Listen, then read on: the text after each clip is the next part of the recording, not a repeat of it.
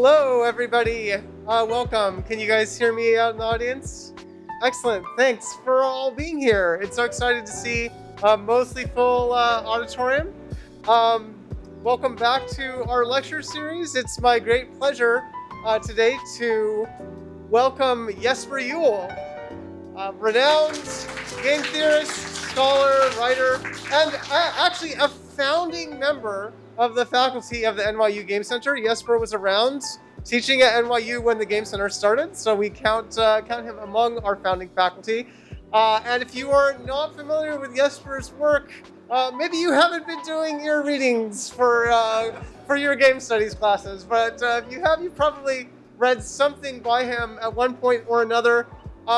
Jesper's early work in games was characterized by what people used to call ludology. That he said, okay, you shouldn't look at games just as stories. Narrative lens alone is not sufficient to understanding a game. And for that, he was called a ludologist. Of course, that was 20 years ago, and Jesper's interests are not so restricted. He's gone on to look at games through a whole bunch of different lenses, including by making games, as he did when he was studying casual games. One of my favorite works of his is Half Real, looking at the nature of games and their relationship to fiction.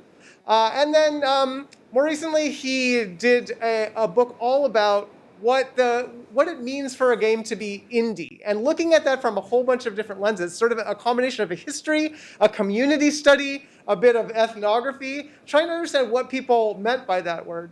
So Jesper, for me, is somebody who has such an inquisitive spirit about what games are, what they mean to us, how they have cultural meaning, that it's always just a tremendous pleasure and honor to have him here. Welcome him back as one of our very few two-time lecture series speakers. I think the last time was probably more than 10 years ago at this point. So please give it up for Jesper Juul.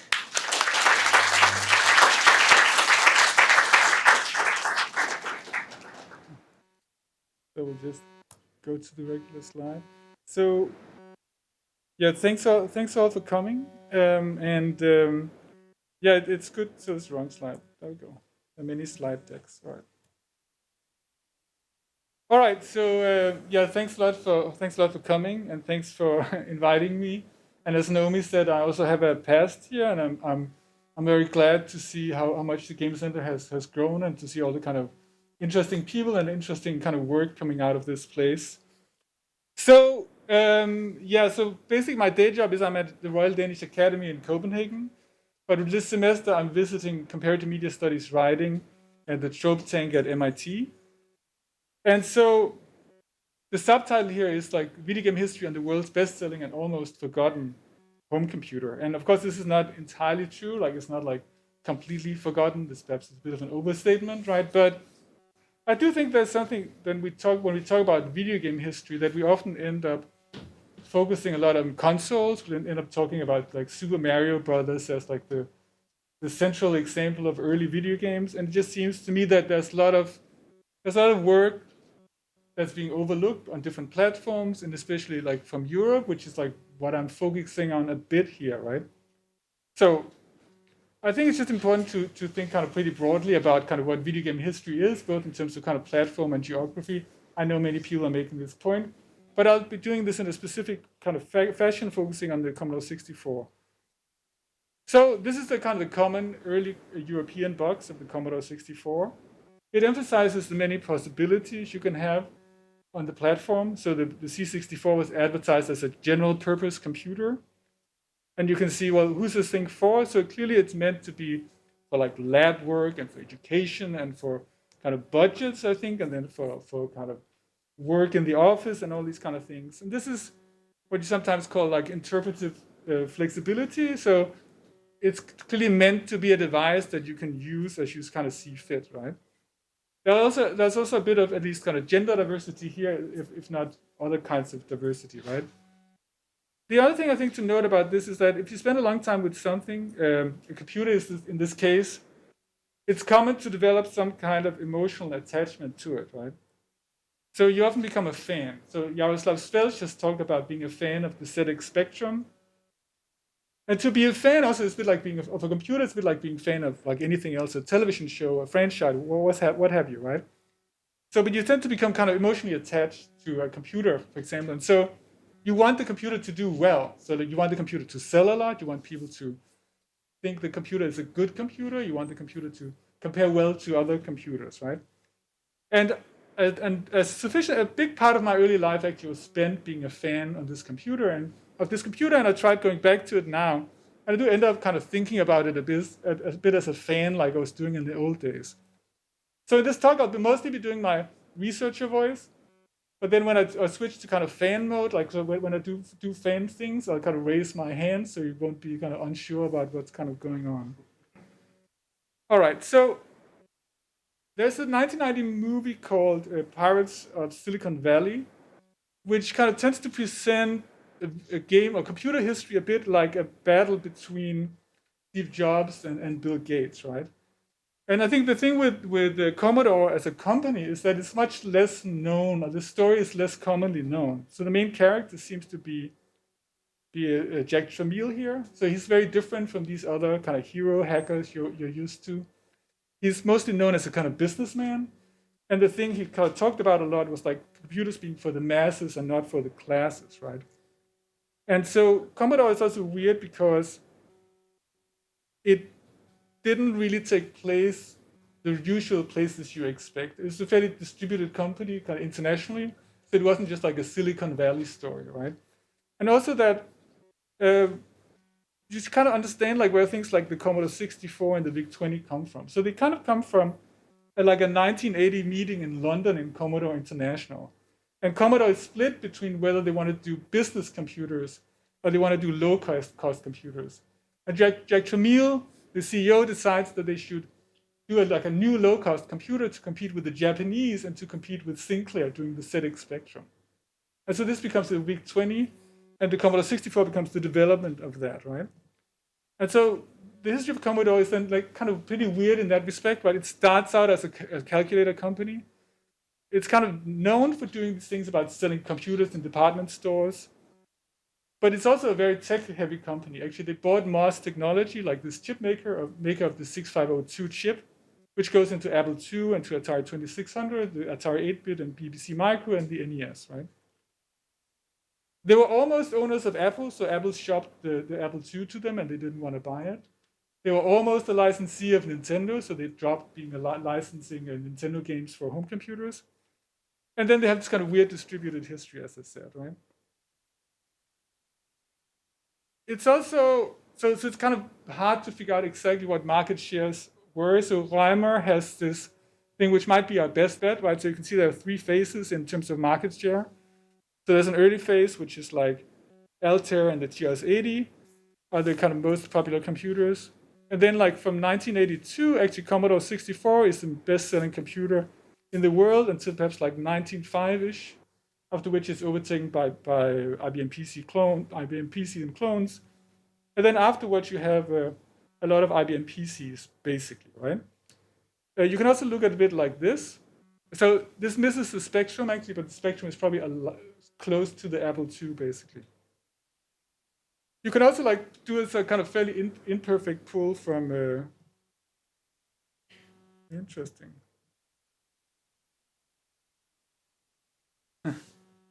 We'll just try to go back, see what happens. Okay, very interesting. All right. So anyway, so I'll just explain what happens. This is one of those graphs that shows like the biggest platforms in the Moby Games database over time, and roughly around like 1984, the Commodore 64 overtakes the Apple II, and actually until 1992, 93, that is actually the computer with the most games being made during that period of time, right? Of course, it's also something else like Nintendo games. So Nintendo games had this like the seal of approval and all of these things. With the Commodore 64, anybody could make a game and copy it and distribute it on tapes or on disk, right? So we are these kind of 7,000 games according to Moby Games. And so I'll be probably discussing some of the more influential ones and missing a lot of other games. And so, you'll have to excuse me if there's a specific game you really care about. that I'm missing, that it's very likely, right? All right, so talk a bit about kind of imaginary. So like, what is a home computer in the first place? So the idea of the imaginary is to say that not only do you make like an invention or a design, right? But actually most things actually have like an imagined version before it comes into existence. So of course, space travel exists before the idea of space travel comes before actual space travel, right? And even like kind of things that actually exist have kind of imaginary components, like things like VR actually has like this large imagination about what VR should be, which is kind of distinct or but interrelated to actual VR, right? And for most people, something like a computer is actually imaginary until the 1980s. They haven't actually seen it, right?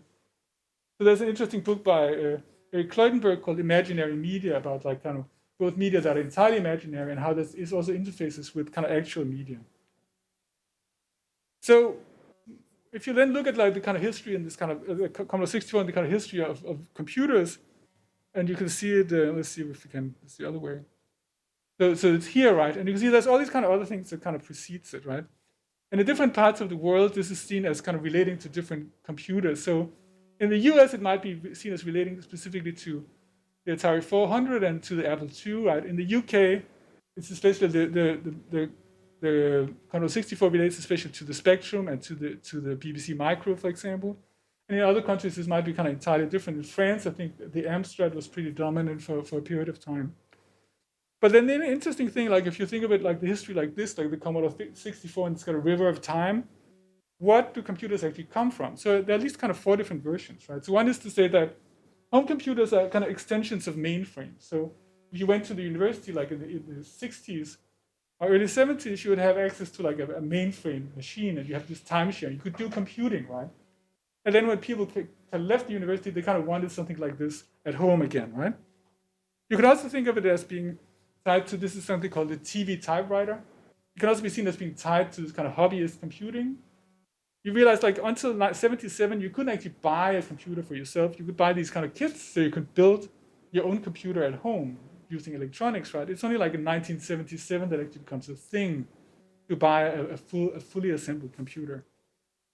You can also see computers as extensions of calculators. So Commodore is a calculator company. A calculator is kind of appliance. It does some computing or calculation for you. And you can think of a kind of home computer, a personal computer as extension of that. Of course, you can also see it as extension of video games, right? So home video games actually come to the home before home computers do. And as you see, this is also what I call like the imaginary, the different ideas of what a home computer should be or a personal computer should be, which we'll see actually ends up battling it out over this kind of the years we'll be discussing now. So what I became interested in was this question of like how, of course, there's a machine, right, and it clearly stays more or less the same during all of these years, but that when you come to it at different points in time, it might feel like very different things, right? So if you come to it like in 1982, it might feel like an extension of already existing kind of basic computers. So you can type in these kind of programs that allow you to do like your taxes or your accounts or whatever, right?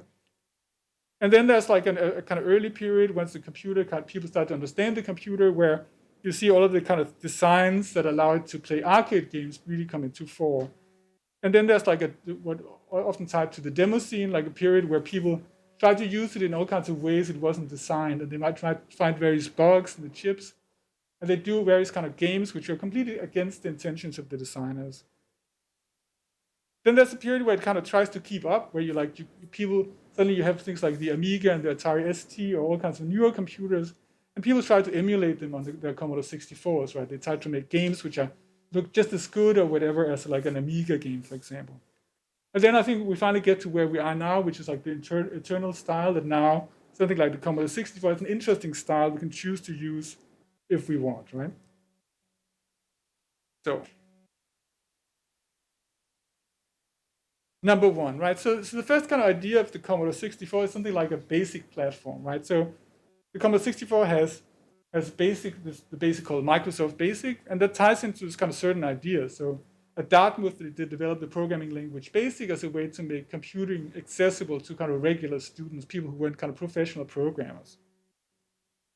And Joy Lisi Rankin has written this book about a people's history of computing in the United States, talks about this idea of computing citizenship, which definitely was an idea aspect of this idea that your computer should have BASIC, right? And so if you turn on something like a Commodore 64 computer or many other computers at the time, you are thrown directly into BASIC.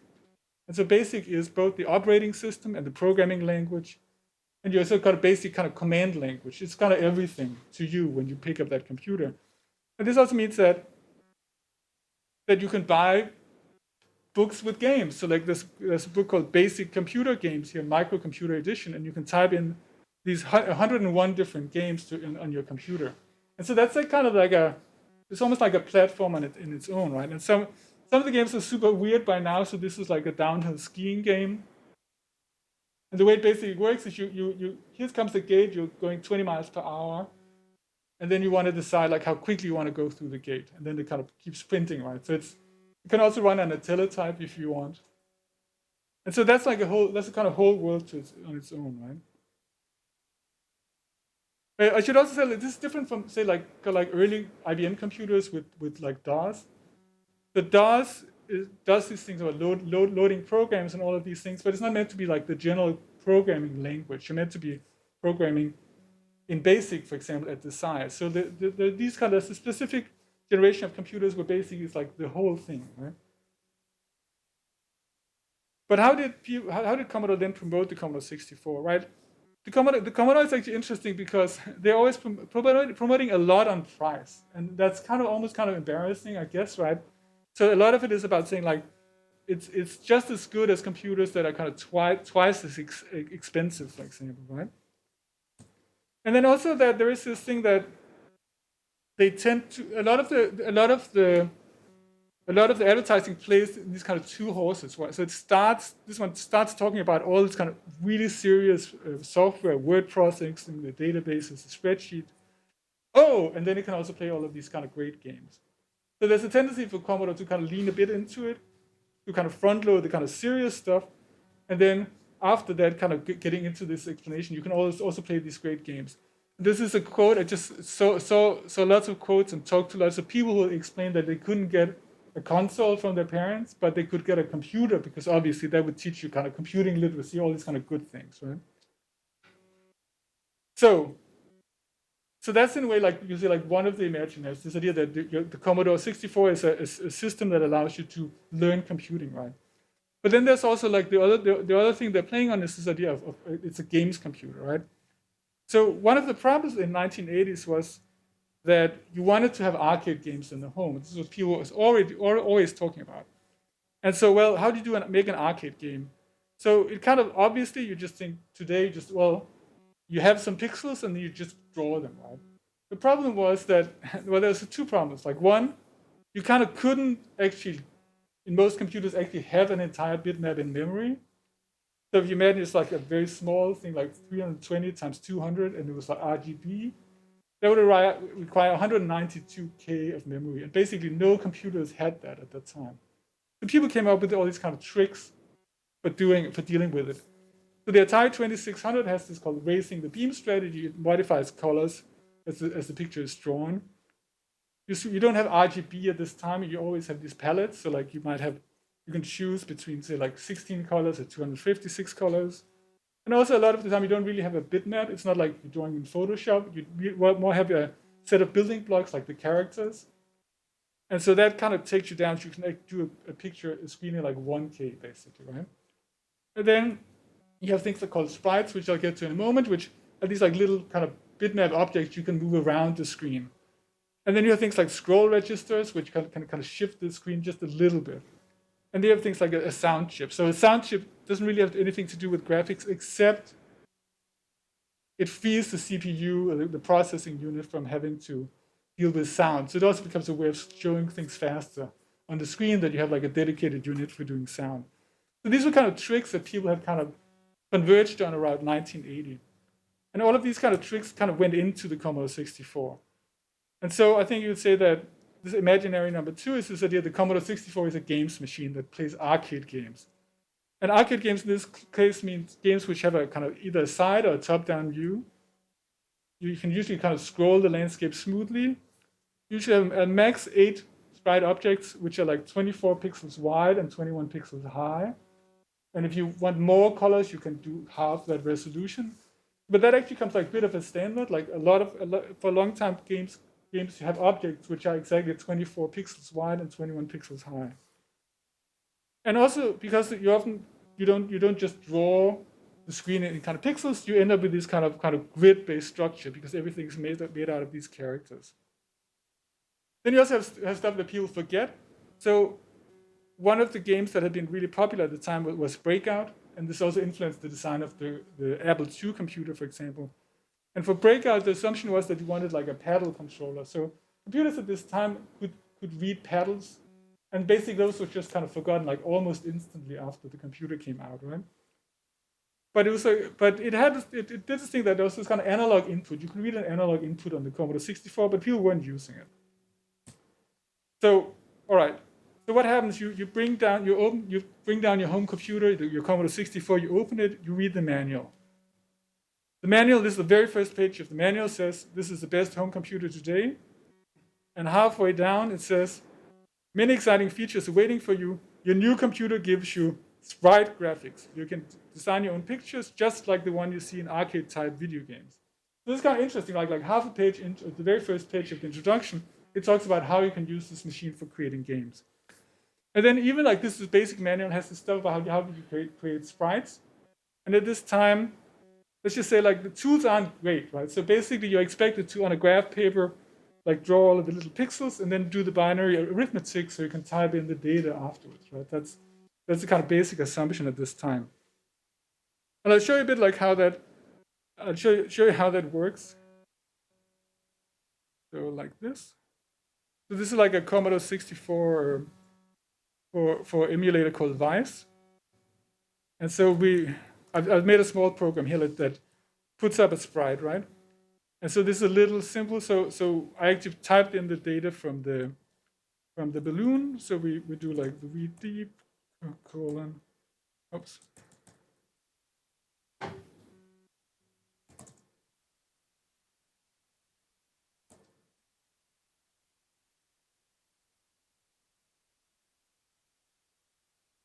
And so we have a little balloon, right? And so a sprite like this is like basically you have your character set, and a sprite here is something that kind of lies above your characters. And then you can do things like, and just do like poke.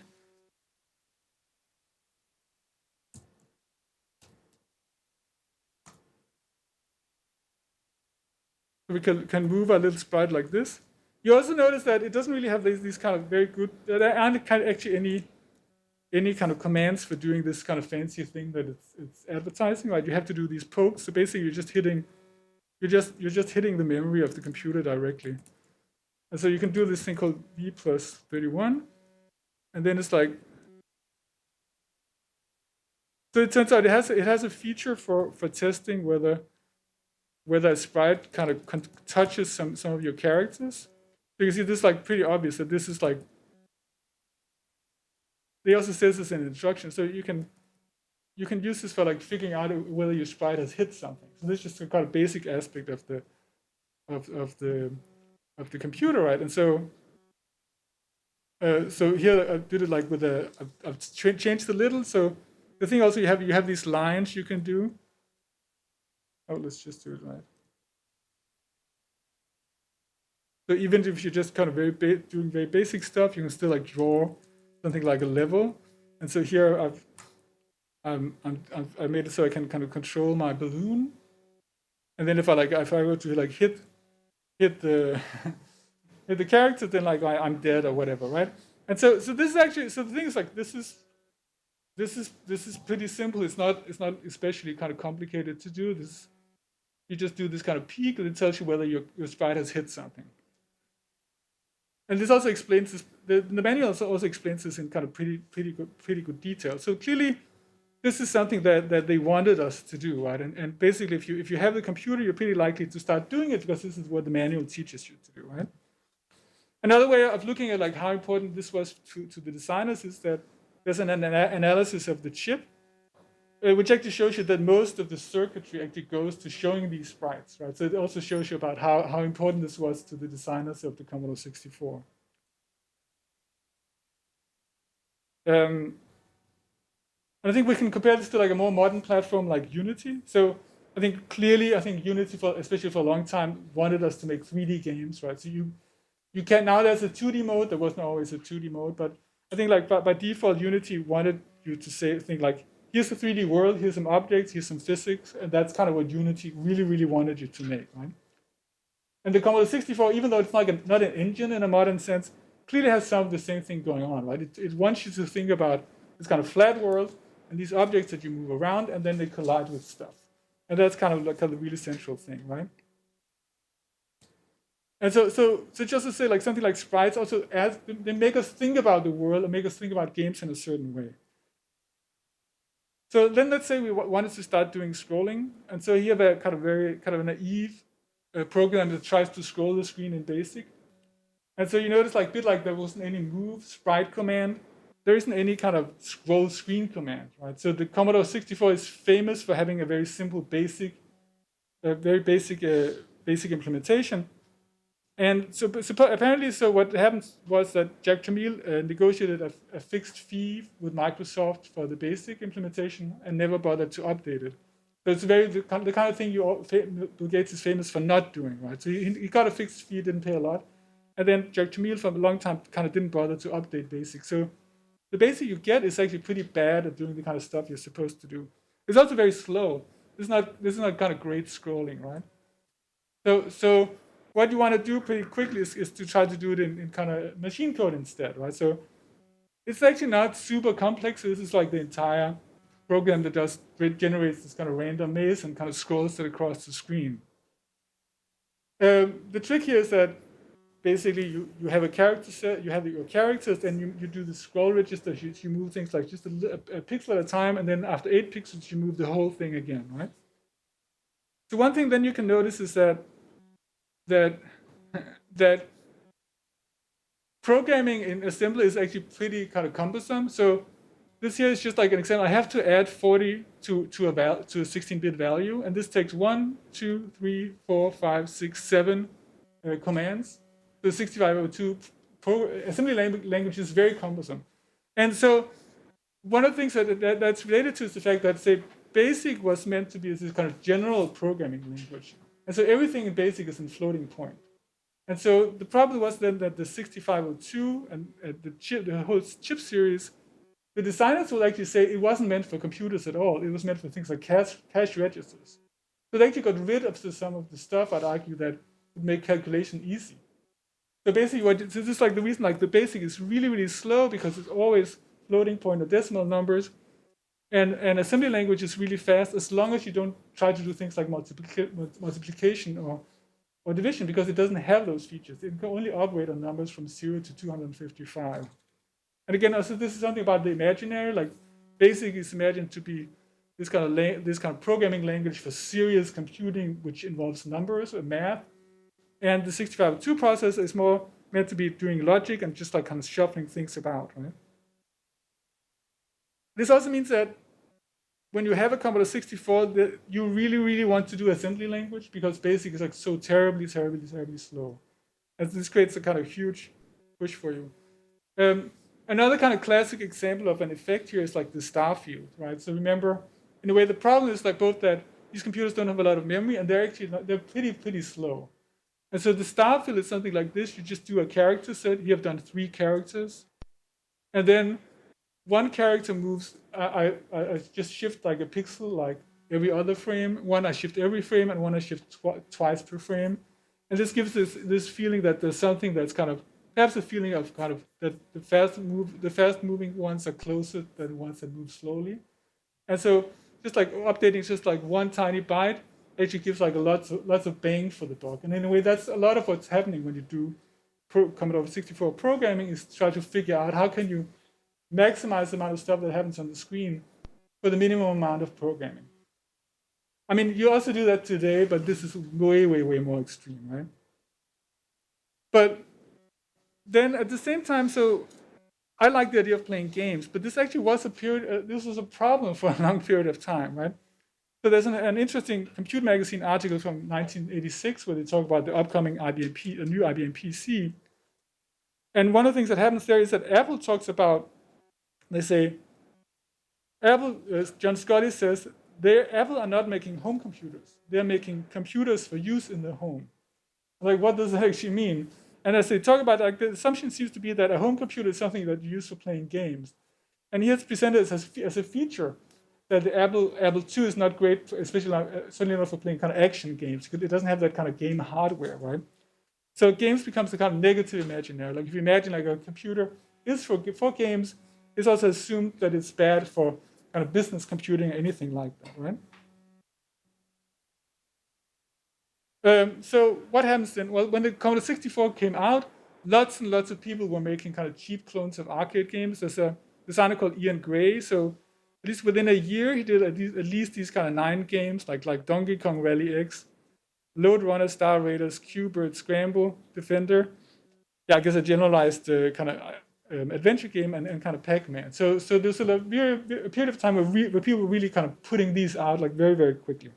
I think then it becomes a little more interesting when people start doing something that's kind of new. And let's see if we can. Okay.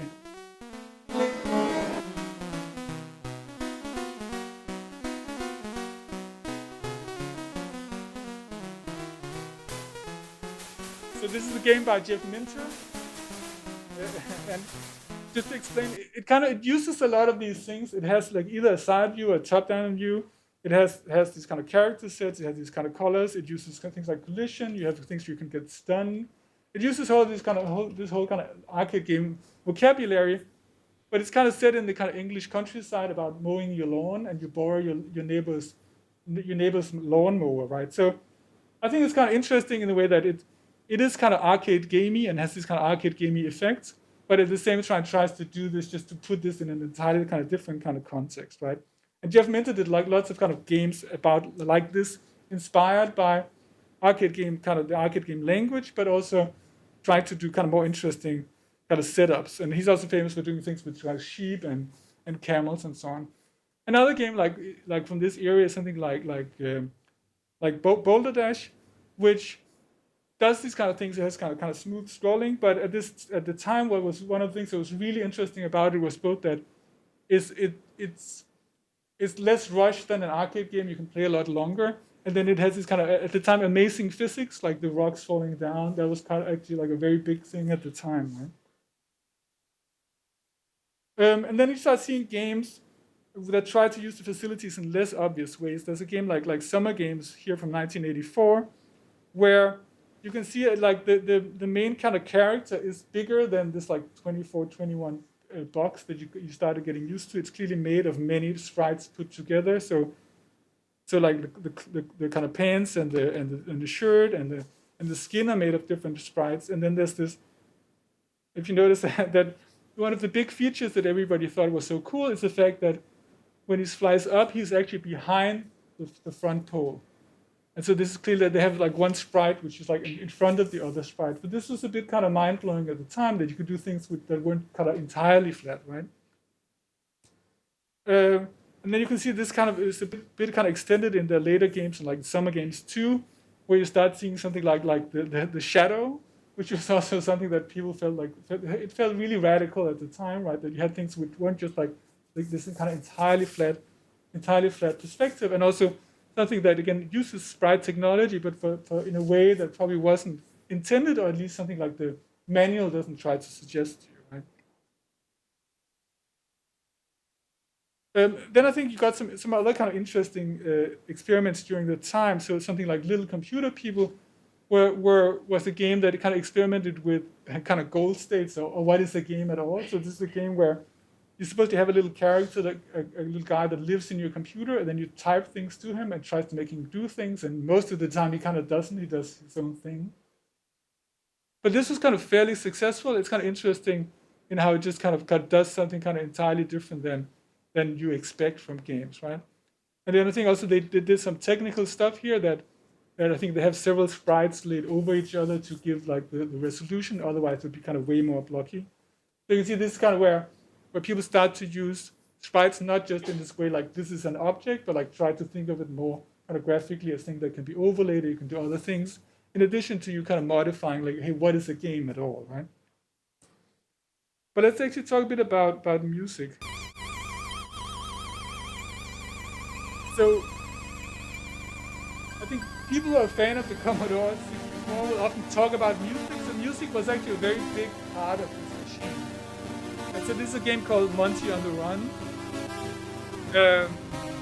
So Monty on the Run is part of a series that was based on the UK coal miners' strike in the 1980s under Margaret Thatcher. So it was like made I think the original version of the game actually supported the coal miners. So that's a kind of political aspect, but there's also kind of surreal aspect what you see when we get to the game. This is originally like a ZX Spectrum game, which you can see in some of the kind of monochrome images. But then it has this kind of Commodore 64 music on top. And then I think what you can hear is also that the Commodore 64 can do a lot of kind of funny things with the sound, right? It can do a lot of different kinds of timbres and of kind of instruments, pseudo instruments. And then you get a problem here, let's see. So that sometimes you run out of voices, so they stop the music to give you sound effects. And then it has this kind of very super.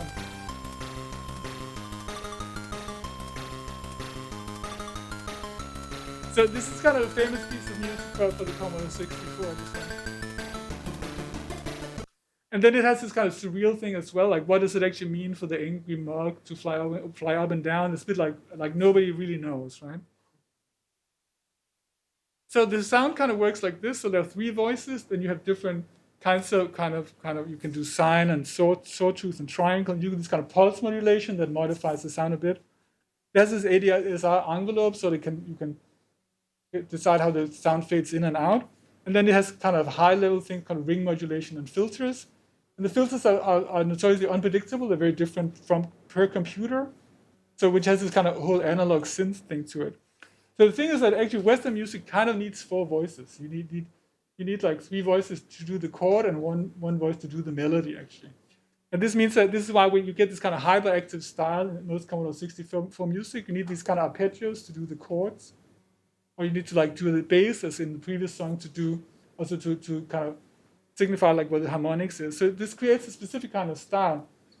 And if it had like six voices, I don't think the Commodore 64 would have had that particular style. So it just hits like particular moment, like it is enough to do something that kind of feels specific and is expressive, but also it's sufficiently limited that it gets a specific style you can remember. So the music, you can also see that, let's say like in the SAP, the UK magazine SAP 64 has a readers chart every month. It's games top 30, but there's like actually also a music top 10, which is like separate from the games chart. So it also shows you like the kind of investment that people had in the Commodore 64 music and not just in the games themselves. All right. Then what happens, I think, so then at that point, I think like people have kind of made arcade games. They try to do variations of arcade games in both in kind of style or in kind of setting. And then I think we switch to something where people get very focused on doing things which were different than what the designers intended. For example, so one of the first examples is the game Impossible Mission here.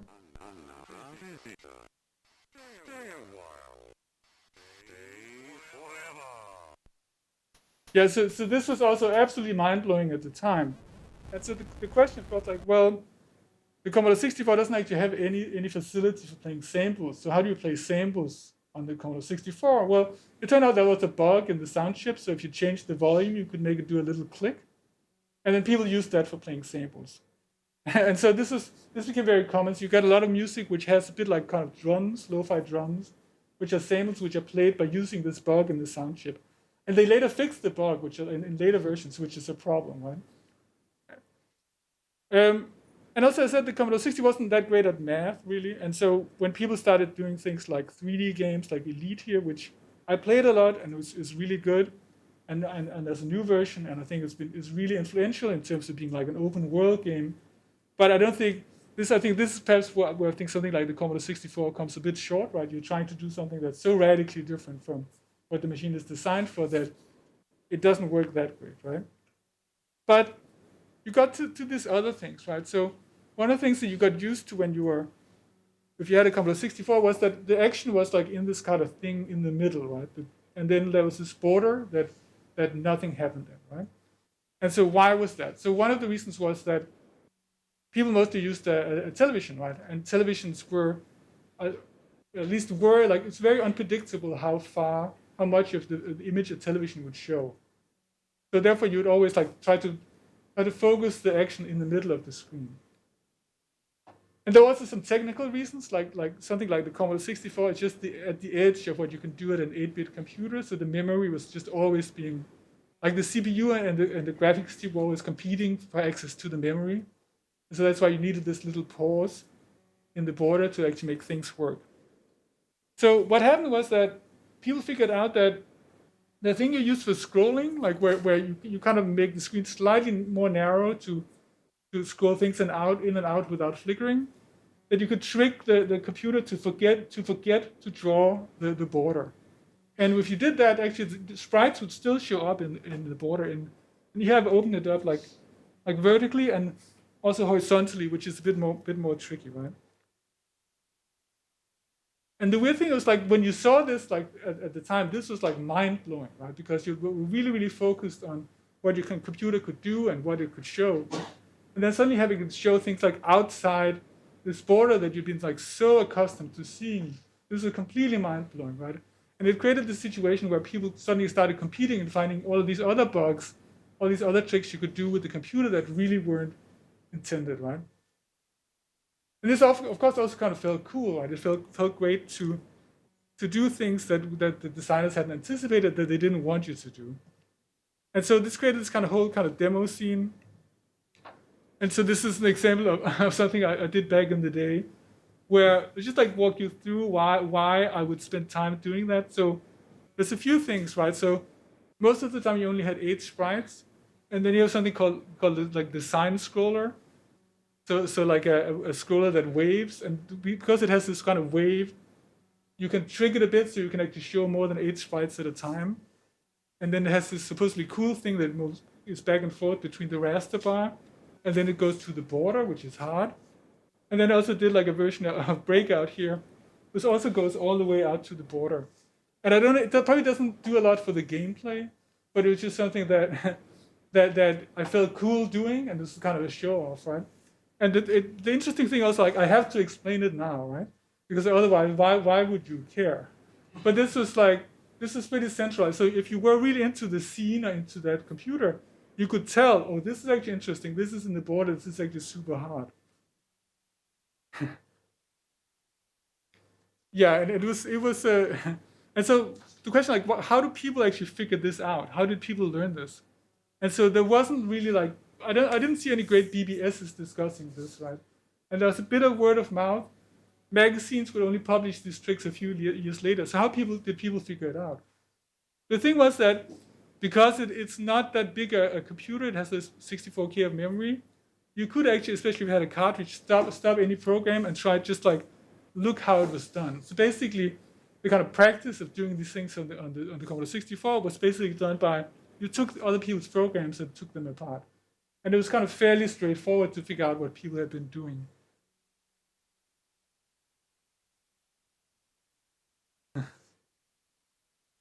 So kind of theoretical bit, I was interested in, so when I talk about these things like the imaginary, it just sounds like you could just take a computer and make anything out of it. Of course, that's not necessarily how it feels, right? Often you buy a piece of electronics and there's all this advertising and even a manual that explains all the kind of cool things you can do with it. And then it turns out it can't, right? So that actually happens a lot, right? And so Jane Bennett talks about this idea of like the think power, the agency of objects. So obviously, something like the Commodore 64 also does something on its own, right? You might want it to do something, and then it does something different.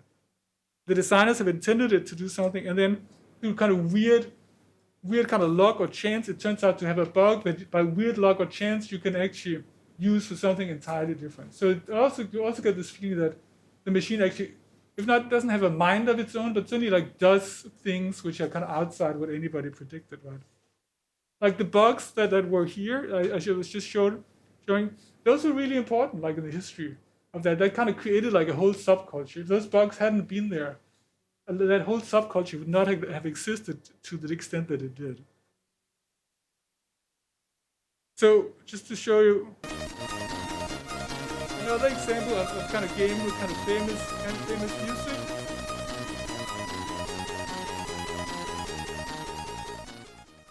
So this is also a bit kind of late in the Commodore 64's history. And so this is a game which is a bit more kind of traditional arcade gamey, but it just has these kind of lots of special effects. So it has like the top and the bottom border, which everybody thought was kind of cool. It shows extra information. It has lots and lots of sprites, like lots of moving objects. It has these things like the multi-speed star field. And it also has this kind of emboss effect that was becoming kind of popular at this time. So that you could actually a lot of the time do this kind of emboss. Even though the computer only has 16 colors, you could a lot of the time do these things with kind of embossed, which got a bit of a depth, right? It's sort of like it's a kind of shmup or things like that. But it was kind of interesting at the time because it did these kind of bit more kind of technically advanced things, and then it also had this music which is pretty famous. And if you can tell, it's actually kind of very close to a Philip Glass piece of music, but he's also very much about those arpeggios, right? I think at the same time, there's also other people who kind of experiment with kind of structures. So Sid Meier's game Pirates I think is a famous example. It's a game where, well, surprise, while you play it, you actually become older. When you die, you become older, and then at one point your game kind of your game stops, and that. It reminds you a bit like there's another recent game that uses a bit of that structure too, right? But I think this also shows you what happens when people kind of start to get away from this kind of arcade roots at the beginning, when people start to say, well, you can use some of these things like the sprites and the action, and then you can also use them for different purposes, right? For different kinds of overall structure. And I think that's also what something like a home computer like this kind of helps create, right? Then I think then we get to things like you get Macintoshes and Amigas and so on. And then I think probably there is a bit of a feeling that the Commodore 64 is getting a bit kind of old. And so the things on the right, so this is Denmark where I'm from. So I'm sure you're not aware, but in the Stone Age, Denmark had a pretty good thing going with the flint, like this type of stone, which is really good for making tools. So this is a big part of the trade, just like both the stones themselves and the tools that were made. And then when the Bronze Age came around, I think it was obvious the people at Bronx probably was a bit better, right? But then the people making stone tools spent actually all of this energy trying to make these very elaborate stone tools that looked like the Bronx stackers. And so the one on the right is a famous one. And you tell it's kind of hard to imagine that you could actually do this with a piece of stone, right? But they actually did all these tools that emulated like the shape of Bronx tools. And so you got the same thing with the Commodore 64, right? That people made several kind of things. Like the most famous one is this kind of GS, which allows you to connect a mouse to your Commodore 64 and get this kind of Windows and so on environment, this kind of graphical user interface. The computer, it's not great, right? The computer is a bit slow for that, and the resolution is a bit small. But one of the interesting things here is that I talked about the paddle that nobody was using, right? So what ended up happening was that the analog inputs that everybody didn't use actually became useful for connecting a mouse to the Commodore 64, which is completely, nobody could have predicted that, right? But that was one of the reasons you could actually connect a mouse to the Commodore 64 and pretend you had a kind of Macintosh or Amiga, right? You could also see this happening like when you started getting new games. So there's this like Defender of the Crown on the left on the Amiga, which like everybody kind of loved, and then people tried doing kind of say like Commodore 64 versions of it. I guess it's okay, right? But still, of course, it falls a little short a lot of the time when you do this kind of fancy high-res graphics. And you could also see it in things like demos. So the Amiga is famous for this King Tut mask with a special ham mode that could show 4096 colors. And people came up with like somewhat similar technique on the Commodore 64 for showing more colors and used that in demos, right? So that was a kind of big period where people were trying very hard for the computer to kind of keep up with newer computers. And then I think at the end, there's a certain switch after that where I think this kind of final imaginary, what do we think the Commodore 64 is today? I think today it's clearly like a game device, and it's clearly like a hobbyist computer you can get if you want like tinkering with things, right? It also means that the 64 is not something where you're desperately trying to make it look like an Amiga or a newer computer. I mean, sometimes people do think funny demakes, right? But it seems to be now okay when people are doing Commodore 64 games. It's okay that it has small bitmaps. It's okay if you have monochrome sprites. It's okay if you have 2D games. It can be okay that you have low resolution. So you don't feel like, I think people feel much less of a need for defending the computer. And now it's more like a cool style you can choose. And all of those limitations that people try to get away from are actually kind of interesting stylistic devices. You can take an example like so like on itch.io, there's actually lots of people kind of publishing Commodore 64 games. So this is Sarah Jane Avery's Citwing, which is also in this kind of shmup genre. It does some kind of interesting kind of technical thing about often having like many objects on the screen and this kind of more kind of textured background. And then it does some of these kind of star field techniques I talked about before, where it feels like things have depth and so on, right? But it's also at the same time, I think it kind of wears its Commodore 64-ness kind of very openly, like some of the kind of colors and the kind of shapes of the objects and so on are very Commodore 64 like. And so it's just also by now, I think when you make a Commodore 64 game, it's actually okay that it looks like a Commodore 64, right? It's an interesting style. So those are the kind of, so that was a way of thinking about like the history of a platform as something where people have different ideas of what the platform does over time, right? So in the beginning, like it's a bit like older computers. It's a bit, well, it's obviously a platform for programming and make basic games and so on. Then there's a period of time where it's like, okay, this is actually what it's designed for. It's designed for making arcade games. Let's make these arcade games. And then gradually people like figuring out new ways both to use the hardware like against intentions to like show more objects or to use a larger portion of the screen, or also like to do things that are entirely different from what we expect games to be.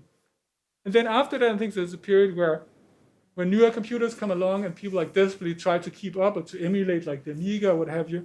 And then I think at the end we come to something where we are now, right? That there's something like the Commodore 64 style, and it's something we can choose to use. And if it's very pixelated, that's cool because it looks like a Commodore 64. It's not a problem, right? So in this history, there's also something I think that was interesting that happened, right? That if you remember something like Commander Keen came out for the PC in 1990, right? So it took like actually 8 years for IBM PCs to be able to play something like the kind of arcade games that you might expect, or like the platform games you expected to play on home computers. And as I showed with the Apple code, this is clearly like a negative thing for makers of personal computers to have their computers being able to play action games. So it seems they almost went out of the way not to make them do that, right? Because it was negative that they could do it. This is also very different today, right? So today, like your computer, your phone uses all of this game technology for drawing the kind of interface and so on. So that has changed a lot, right? But I should say, so I really do, but the one thing I perhaps kind of miss about the Commodore 64, I really do miss this kind of computer where the interface is also a programming language, and where the very first page of the manual actually says, here's how you can make games, right? But I think it's still here, and the tools are better than they used to, so I think it's just up to us to make it happen. So thanks a lot, everybody.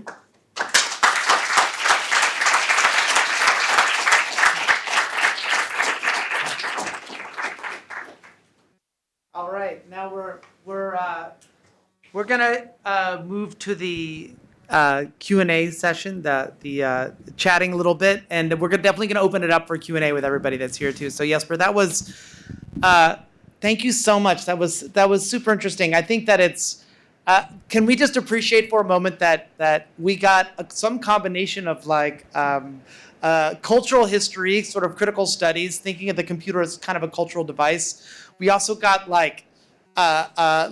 just completely submersed in nostalgic sort of big pixel game graphics, a sort of tour of the best, most interesting Commodore games, and also like live programming demos, and all at the same time. So anyway, that's a Jesper Juul lecture for you. So thank you so much for putting so much into it. I definitely have some questions for you or things to chat about. One of the things I love about when I see you talk and read your books is that you're always there's always something interesting at stake in what you're doing, right? Like, okay, well, you're going to investigate gameplay versus narrative, but really what's at stake in asking this kind of question? So I want to ask you now about your investigation of the Commodore 64 as a platform. Why is it important? What what's at stake in doing this kind of investigation of a computer the way that you're doing with Commodore 64? Sure. So I think there are a few levels. So one is that like I'm European, right? And I've spent a lot of time hanging out with Americans. And I guess I realized like kind of by osmosis, I think I took in this kind of American version of game history a bit where everything starts a bit with like kind of Nintendo. And then there's like a few games like Shira games on the Apple II. And then I realized that I think I perhaps bracketed out a lot of my own kind of experience with kind of Commodore 64 games and this whole kind of weird world where like I think we had kind of computer classes at school and the teacher didn't bother teaching us, so we were just copying games on the Commodore 64 and all of this. I felt like this kind of a piece of that history, both my personal history and also the actual history, the large history that was missing. So you're reclaiming Yeah. or sort of parts of history that maybe fall out of that massacre here. Yeah, and then also, so just I like these kind of platform studies projects, and like people are writing about things like Unity, and just like I was thinking about that when you sit down, what happens when you sit down and program on a machine that doesn't kind of have like a traditional engine. Just think about like, well, what is it kind of asking of you, right? Both in terms of you say, what does the manual do, what does the advertising do, and then like when you sit down and do it, what's actually easy to do, and how does it tie into all the things that you're doing. Like, I'm still kind of angry at Unity for taking so long to acknowledge kind of 2D games. and so to me it's just kind of it's just always so interesting for me to think about what is this platform asking of you, like, and how did this come to be designed this way? And it's still kind of hadn't been done for the Commodore 64. It's been done for other computers, but not. It's so interesting the way that you put that. What does this computer ask of you? Because usually we've so instrumentalized our tools, right? Our digital tools and other tools that we think about what can this thing do for me? Yeah. Right? Yeah. But we don't. It's almost like you're giving a kind of subject position. Yes. The computer is sort of an entity in the world that we want to respect or think about from the Commodore 64's point of view. Yeah, but I mean, it feels like that a lot of the time, right? And so I think it's a bit like juiciness, right? This idea that you often go for the things that give you most effect for least effort. And I think we also do that a lot when we program or use tools, right? So it's a bit like, this thing with kids, if you give them like these kind of cheap synthesizers, and the kid will like try banging the regular keys, and it sounds bad, and then realize it's a demo dot, and it plays the predefined song, and they figured it out, like the demo dot sounds better than the regular. But I think it's very easy for us to fall into this trap, right? That we just do what just press the button that kind of gives the most immediate things.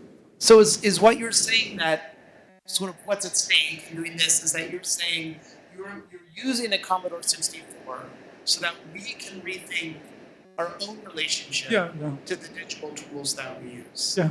Okay, that's super interesting. And I also think what's interesting is that that's kind of making it relevant to us today.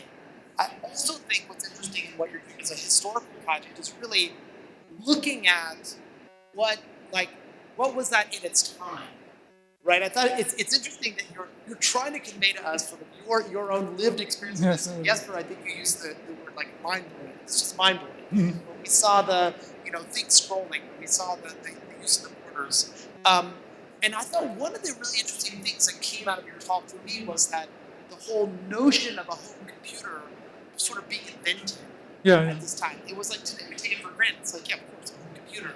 But like the idea that it's sort of a calculator, it's sort of a mainstream, it's sort of a business, it's sort of an arcade machine.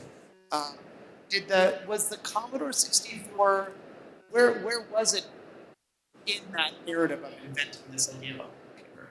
Yeah, so in a way it has this kind of I think you'd say that there's various shifts, right? So that in a way I think some people look down upon it because it was cheap, right? And then the game thing kind of worked against it a lot of the time, even though there were kind of other things. So if you look at something like the Apple II, that's actually very much a hobbyist computer. It's very clearly comes out of this tradition, like for a thing you can kind of build on your own, you can take it apart and you could put things on the back plane or whatever. And the Commodore 64 is much more an appliance, and and it's kind of made by this vertically integrated company. So the Commodore 64 at this time is much more like the thing of Apple today, and Apple at that time is much more like a hobbyist company. On the other hand, yeah, go ahead. No, you, No, after you. no, you have to. Right, I will. But on the other hand, you also were.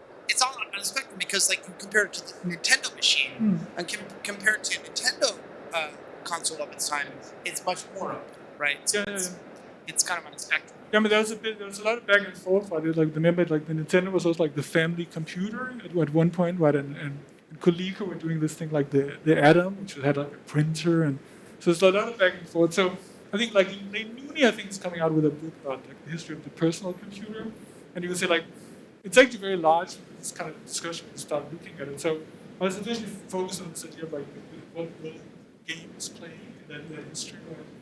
And then also that yeah, there's also calculators, and it's also like Chuck Peddle, one of the designers of the 6512, talks about you just there's a whole generation of people who been trained in using domestic computers, and one of them when they came home. That's also kind of part of the history.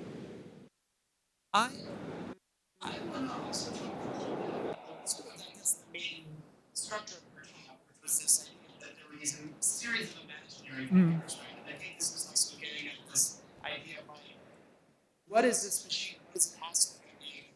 Part of, I think, what you're doing to make that an interesting and complicated question is you're saying, well, there's the machine and it has its own point of view, and then there's the music, and then there's also the version of it in our heads, this aspirational version, this imaginary version of the machine as well. Do you think that idea that we have sort of imaginary versions of technology, would you extrapolate from your talk and say like that's the way we interact with culture? Oh, Large? well, I mean, so it's not my concept in the first place, right? But I mean, you can certainly I think that's a decent argument to make, right? That it's not just you do stuff; you also have versions of the stuff or idealized versions of the stuff, and it might kind of diverge from what's kind of actually going on, right? And so it's a bit like when you're a kid, like the first time I think most people played video games, they weren't actually, right? So they were just pressing some buttons and imagining they were playing a video game. Walking up to the tractor. Yeah. And so I think that we're just always doing some version of that, right? So But I'm curious about the specificity of what you were looking at. These stages, right? Yeah. Basic version, uncovering what it can do as a game machine, converting that and then catching up. That is your. So. But I just, as you were talking, that's sort of.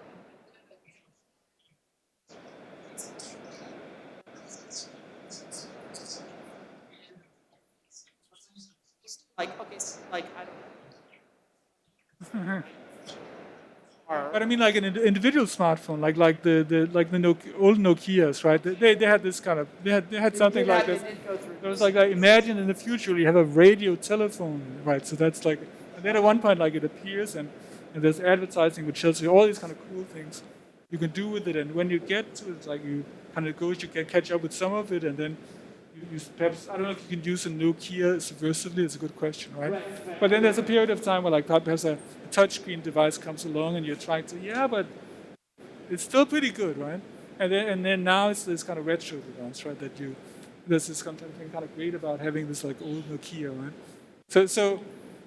I mean, there's also some earlier versions of like smaller versions of this, which is more like you imagine it, then it comes along, and everybody thinks about it, negotiates what it is, then it's locked down. This is what radio is, and then there's like obsolescence and nostalgia. And I just felt that there were there was just more kind of stages to it, and I think definitely it's something you can kind of read when you read magazines or look at the games being made. I guess should we open it to the floor? Yeah, we should.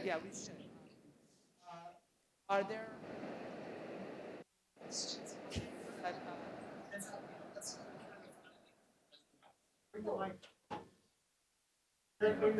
Oh, I'll bring the mic over to you. Hi. So this is a bit off topic, but when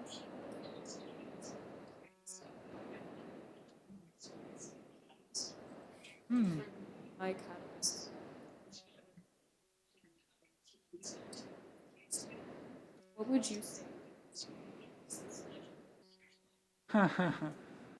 Oh, that's interesting. That's interesting. I guess you can do this in a few different ways. Like one might be like games I really played, for example, like something like Boulder Dash. Like so definitely had this kind of like thing you just kind of keep going into, or like something like Pirates. Boulder Dash, you mean like No, Boulder Dash, like the ones with like the boulders falling down. Yeah. was the Dig Dug Club. Yeah, well, we kind of no. All right. No. No, that's what I was thinking about. Yeah, something like Pirates, but I guess also like. But I think there was this big moment also for me, like when I started learning assembly programming, right? So basically it's great, but then like this, it's like once you started being able to like move things around in kind of hardware quality, right? That was like this kind of rush of that was kind of.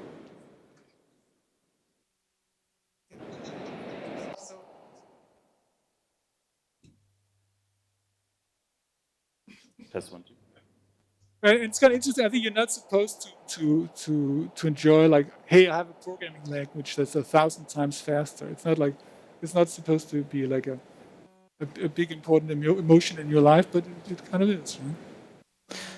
Right? I think yes, it's interesting that that's an interesting answer that your view the materiality of the Yeah. of the platforms is partially what compels you. Hi. So, are the 5 phases of the Commodore 64 unique to the system, or can this framework be applied to other devices? I think it can be applied to other devices. It's kind of interesting whether it follows exactly that. I think obviously you do have like an early phase where you start like also if you're just a developer, right? You have your way of working and then you try to apply it to the new thing. So that clearly happens, and at one point you kind of get to know it, right? And then perhaps at one phase, I think it's very depends on the specific tool, whether you get to this kind of subversive phase that also seems to be a bit of a kind of sociological group thing. But definitely I do think like that lots of things happen after things it's like 20 years ago, and then they become kind of interesting again, and they're kind of in the past. So you can revisit like an old system, like PlayStation 1 graphics, and now it's kind of interesting, right? And like there's a period of time before that where you felt bad, it didn't look as good as the PlayStation 3. Sure. And now it's So, also, do you feel that software also have the same kind of like safe a game like it, right? People will go back to that and continue to really inform the culture, keep pushing it on and on, right? yeah, that's interesting. Yeah, I guess that's also very different. I haven't followed Garrett's part. I can imagine like they do very strange things with it right now. Absolutely. Yeah. So, but I think it's slightly different with kind of live things that are updated. It's slightly different. That's it's slightly up. Platform might be updated. When you're running it, it's small objects, right? Then I think it's a trick there. But I think most people holds that if the system is not continuing to develop, then at one point it will feel old in the negative sense, and then at one point it will feel old in the positive sense. Very interesting. Thank you. Next hand I saw.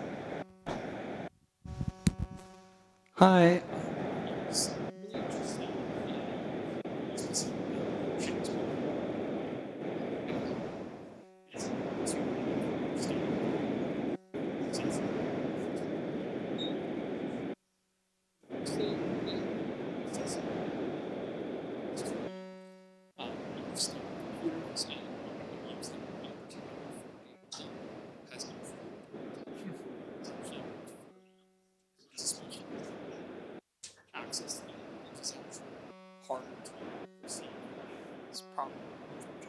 Yeah, it's a good question, right? So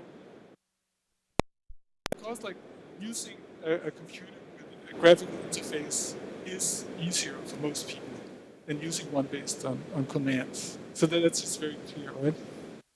But of course, it is a problem that people aren't necessarily like automatically exposed to programming. I think many people argue that's kind of democratic problem, like the world is full of algorithms. It would be slightly better off if it was a bit used to algorithms. and to be able to understand them kind of critically.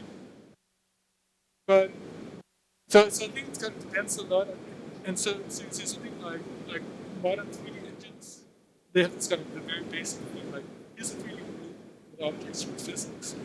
And I think that's really easy for people to understand. Right? But then when you get away from that, it's kind of very it becomes complicated. Right? So I think it's more that I think that game engines tend to by default very specific to certain genres and certain kinds of games. And they're very easy for them.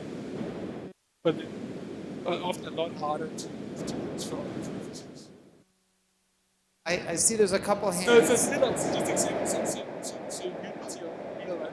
It's way easier to do first person shooter than Edge 3 Edge. So and so and so that I mean it's kind of the same. So that's an aspect that's also aspects. Naomi has some questions for us. The Yeah, this is a question from Hydrus Wall, who is asking, what was the effect of the manufacturer's attitude toward Nintendo and subversive usage? Did they try to encourage or squash that kind of subversive usage, or were they? It's interesting. I don't recall them entering the discussion at all. Right? So I guess you could say that.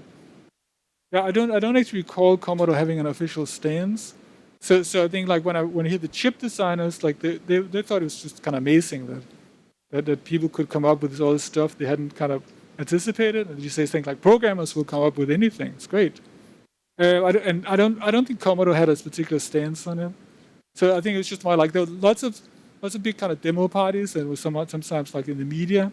And I guess you'd say like I would just assume that Commodore would enjoy that sort of thing, right? But I mean, it's also like it's slightly different than hacking today, right? You couldn't really do a virus on the Commodore 64. Wasn't possible, right? And most of them, some were connected to BBSs, but so kind of security wasn't a thing in that sense, right? Because you just turn it off, and then it's kind of blank when you turn it on again. You don't even have a hard drive. You store your desktop, right?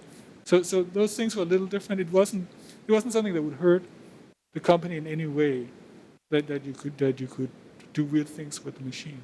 But I think it definitely extended the lifetime of the machine a lot.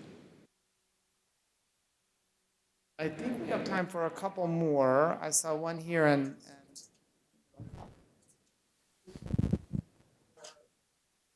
Do you think that the shorter lifetime of software and hardware in the modern day, like stuff is designed, consumed, and then moved on from at a much more pace it feels than previously? Do you think that threatens version and like nostalgia that might develop? Oh, interesting. Yeah, I'm not.